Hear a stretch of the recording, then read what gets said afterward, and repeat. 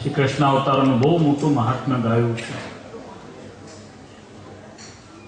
આજ્ઞા પણ આપણને કરી છે. દસમ અને પંચમ સ્કંદને અનુક્રમે ભક્તિ શાસ્ત્ર અને યોગ શાસ્ત્ર પણ મહારાજે શિક્ષાપત્રીમાં ગણાવ્યું છે. આ દિવ્ય કથા પરમ ભગવદીય મહેન્દ્રભાઈ રવજીભાઈ મકવાણાના સમગ્ર પરિવારે એમની સ્મૃતિ અર્થે, એમની યાદગીરી અર્થે અત્રે ગોધરામાં કરાવી છે. એ બહુ મોટું એમના જીવન માટે, એમના સમગ્ર પરિવાર માટે એક આનંદની ઘડી છે, બહુ મોટું સોપાન છે. વર્તાવાસી લક્ષ્મીનારાયણ દેવને, હરિકૃષ્ણ મહારાજને અમે પ્રાર્થના કરીએ છીએ કે મારા ખ્યાલ પ્રમાણે આખો પરિવાર મુંબઈ રહે છે, બહાર રહે છે અહીંયાથી, પણ પોતાની મૂળ ભૂમિને ભૂલ્યા નથી, પોતાનું મૂળ વતન છે એને ભૂલ્યા નથી, પોતાના સત્સંગને ભૂલ્યા નથી. ને આનું કારણ સંતો છે. સંતો સાથેનો યોગ છે એમને અહીંયા સુધી ખેંચી લાવ્યો છે, આવા દિવ્ય પારાયણ સુધી એ લઈ આવ્યો છે. માતા અને પિતા આપણને સૌને જન્મ આપે છે. આ પંચભૂતની બોડી એના થકી આપણને મળે છે. પણ જે અંદર રહેલો આત્મા છે, જે દિવ્ય ચેતના છે, જેને અનંત યોનિઓથી, અનંત જન્મોથી ભવ ભટકણ ઊભું છે, એ આત્માની સાફસૂફી કરનાર કોઈ સંત જ્યાં સુધી મા સ્વરૂપે મળતા નથી ત્યાં સુધી હું એવું દ્રઢપણે ચોક્કસ માનું છું કે આપણને કલ્યાણનો રસ્તો સૂચતો નથી. ભગવાનના સ્વરૂપમાં દ્રઢ પ્રીતિ, ભગવાનના ચરિત્રોમાં નિર્દોષ ભાવ અને ભગવાનના કોઈ સંતમાં અત્યંત આત્મનિષ્ઠા, દ્રઢ પ્રીતિ એ મોક્ષનું કારણ છે. તમારા પરિવારે આ સંતો સાથે જે હેત રાખ્યું છે ને એને પરિણામે તમને શ્રીમદ ભાગવતજીની કથા સુધી તમારું ધન, તમારું મન તમને ખેંચીને અહીંયા સુધી લઈ આવ્યું છે.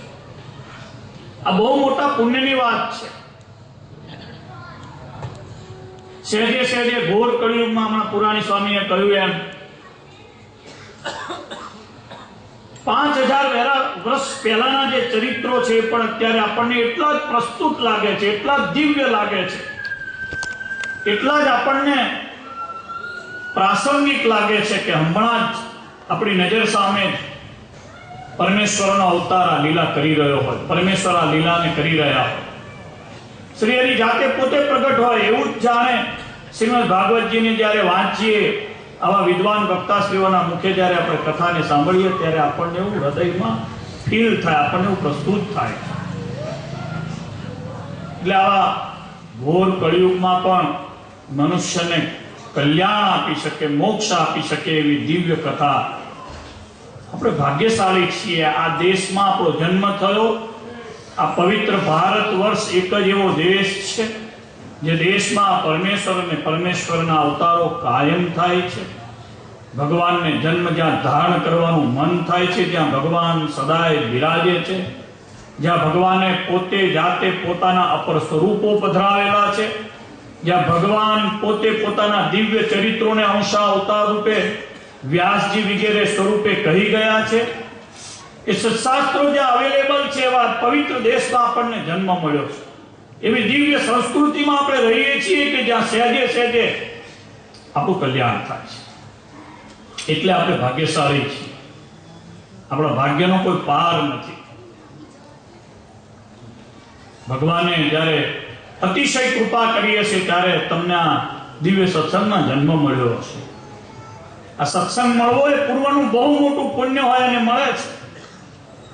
આને જે લૌકિક સમજે છે મૂળ છે, પશુ છે, ગમાર છે. આને જે અલૌકિક સમજે છે દેવ કરતા પણ વધારે પરમ પદને પામનારો જીવ છે.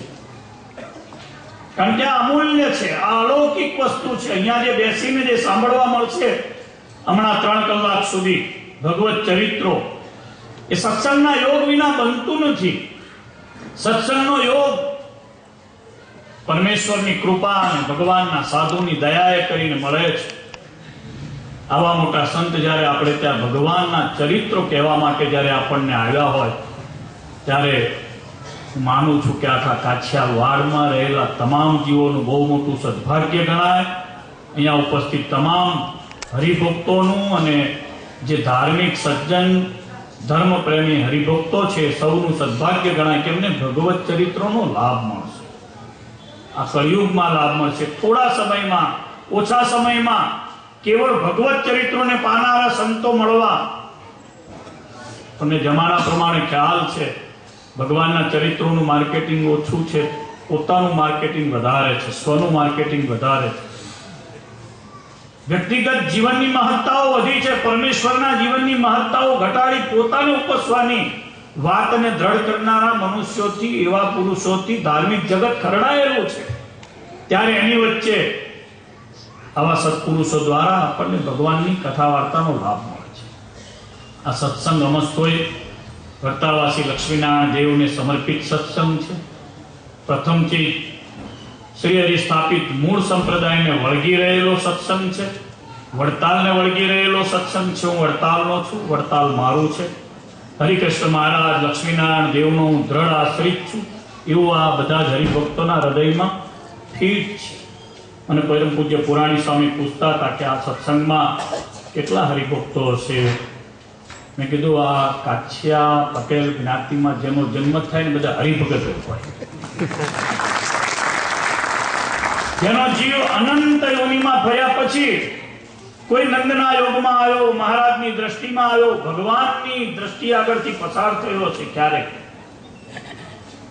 બધા અહીંયા હરિભક્તો જેમ અહીંયા પુરાણી સ્વામી બધાની બાધા વડતાલની થાય છે. બધાની બાધા વડતાલની થાય છે. અહીં જેટલા બેઠા છે લગભગ બધા માતાના કેસ વડતાલમાં ઉતારાય છે. બધાના પિતાશ્રીઓના કાળ વડતાલમાં થાય છે, રસોઈઓ વડતાલમાં થાય છે. નામ અને ધર્માદો ચોખ્ખો લક્ષ્મીનારાયણ દેવનો 10મો અને 20મો ભાગ કાઢનારું કોઈ ગામ હોય તો એમાં સુપર ગોધરા આવે છે. આ સત્સંગ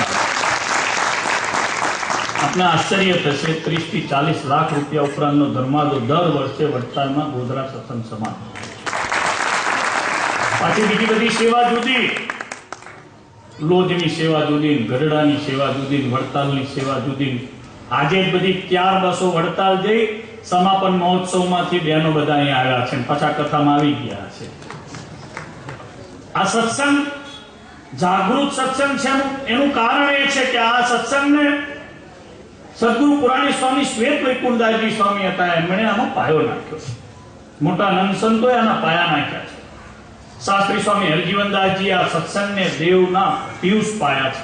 શાસ્ત્રી સ્વામી હરિબળદાસજી આ સત્સંગને ધર્મનિષ્ઠતાના પાયાના બિરુદો આપ્યા છે.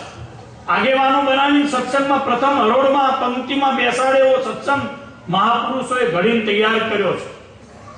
આ છોકરાઓના કપાળમાં, બધાના કપાળમાં જે તિલક ને ચાંદલા ને બધું દેખાય છે એ પાર્ષદ હરજી ભગતે સ્થાપેલા ધૂન મંડળનો પ્રતાપ છે. છેલ્લા ઘણા વર્ષોથી અમારી સૂચના મુજબ પરમ પૂજ્ય અમારા ડાકોર મંદિરના કોઠારી હતા ત્યારથી પૂજ્ય પવન સ્વામી આ સત્સંગને પોષી રહ્યા છે.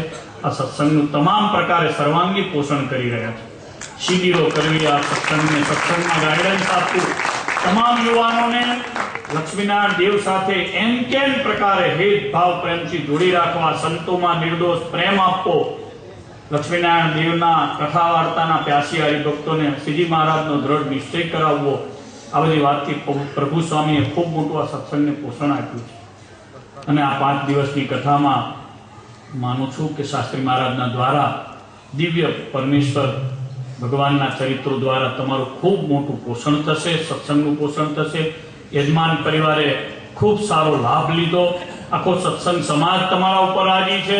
વડતાલના બધા સંતો રાજી છે. આચાર્ય મહારાજ રાકેશ પ્રસાદજી મહારાજ પણ તમારા ઉપર ખૂબ રાજી છે. મહારાષ્ટ્ર પણ પધારવાના છે. ભગવાનને પ્રાર્થના કરું કે આ કથાના પરિણામે તમારા પરિવારમાં સત્સંગ થોડો ઘણો ઘસાયો હોય ને, થોડું ઘણું આમ કંઈક લાગતું હોય ને, તો શાસ્ત્રી મહારાજ પાસે બધા કુટુંબના તમામ પરિવારના જનોને પૂજા અપાવડાવજો. તિલક ચાંદલો ભપકાદાર કરતા થાય, બધાએ દ્રઢ નિષ્ઠાવાળા થાય. ભગવાનના ચરણારવિંદમાં તમને આ કથા દ્વારા પ્રીતિ લાગે એવું આ કથાનું તમને પુણ્ય અને ફળ મળે એટલી પ્રાર્થના કરી. જય શ્રી કૃષ્ણ.